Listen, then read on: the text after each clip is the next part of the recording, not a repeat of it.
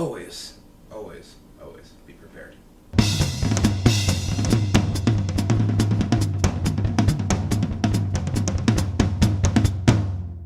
Hey guys, it's Bats here. So, wanted to go ahead and talk to you guys about a little something that always bothers me when I go to competition, whether it's something big, whether it's something local, preparedness. So, as you guys know, I always emulate the Batman. I'm more McGinnis than Wayne than anything else, but fact of the matter is, preparedness is still a really, really big deal. And it's not just having your deck ready, it's not just knowing your ban list, it's also having the gear that you need. And boy, do I love my toys. So, I'm going to show you guys something special today. I'm going to go ahead and show you my Duelist Toolbox.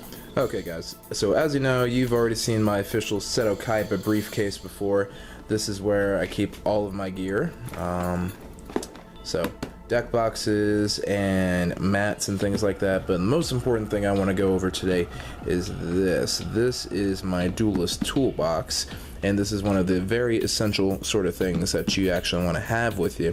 One nice thing to start with is a mat. So you guys have already seen our bat mat, and I also have a lovely 2-player Link Ready mat over here with the adjusted pendulum scales and the extra monster zones up top here. You don't have to go all out crazy. You can actually get one of the older mats, like I think I've showcased that Dark Magician mat over here on this channel for something like, you know, honestly about $1 or $2 off of eBay. The Noble Knights mat is actually very large and pretty high quality, so that's actually a really easy one to find too. So that's another thought. If you really want to go professional, you can always go with a mat kind of like this one over here. So now that you see the box, let's go ahead and see what we carry in it. It's a lot of important things to have. So an official rule book would be nice. I only have this random beginner's guide over here because I haven't printed the new rules. Another important thing that I find that a lot of people miss out on, pen and pad, very important. So this is another good way to keep track of life points. Yeah, I get it, everyone's got a cell phone, everyone's got a calculator, but you know it never hurts to keep track of things the old-fashioned way. Another important thing I think a lot of people forget about is counters here. Now you'd be surprised at how many cards still end up using counters, or how useful counters end up being. Personally, I used to use these all the time for Magical Abductor because I'd use them as spell counters. Now we don't see a lot of it anymore. Spell counters are probably the most common thing you'll run into. Alternately, alien counters, venom counters, weird things like that. Predaplant counters are actually some of the more modern counters that you'll end up using. So it's nice to have those, and it differentiates a little bit. So, coin here. This is one of the official Yu-Gi-Oh! 5Ds ones. And we actually have the official saved one, and the Konami packaging to prove it. So, have those. You don't have to go official Yu-Gi-Oh! You can do something simple like giant coins over here. I got these novelty ones. Alternately, you can always go with real coins, quarters, pennies, whatever. Just keep a little pile of them. Now this is the no-brainer. This is what everyone always remembers. You want to bring dice for your dice roll. I have altogether just too many dice here because for some reason no one ever brings dice. That's always the first thing I hear at locals. Does anyone have a dice? I'm like, yeah, I got you, fam. Roll them all. And a nice thing to have are tokens. Now obviously counters and coins you can use as tokens too. But it's great just to have tokens, have a variety of them. Makes it easier to keep track of things. I mean, obviously you can use whatever is a token, but you can get a lot of these pretty cheap, just online.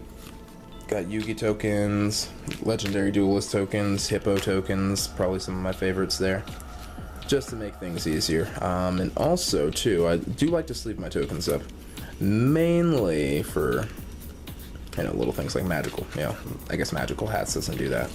But actually, you've probably seen me do it in videos before, too. I will set aside 2 of these if we don't have link markers. And then you can use those face down like this as either a center marker, or you can get it set up where it's like an extra monster zone.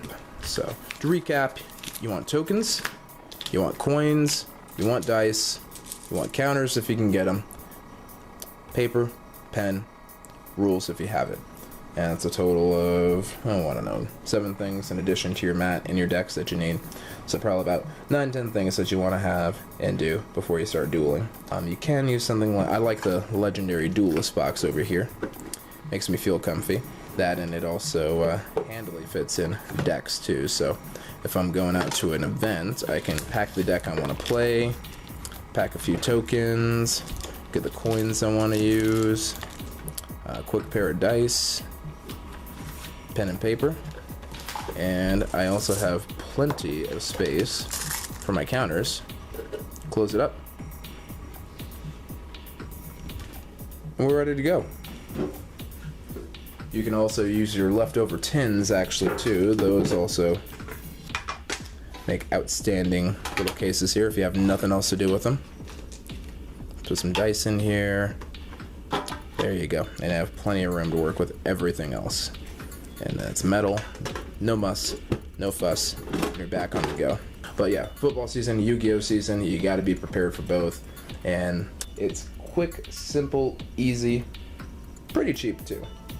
But always have your equipment when you're going out there to duel. Nobody ever wants to start a shadow game with his pants down, you know what I mean? On that bombshell, it's the Dads here, signing out.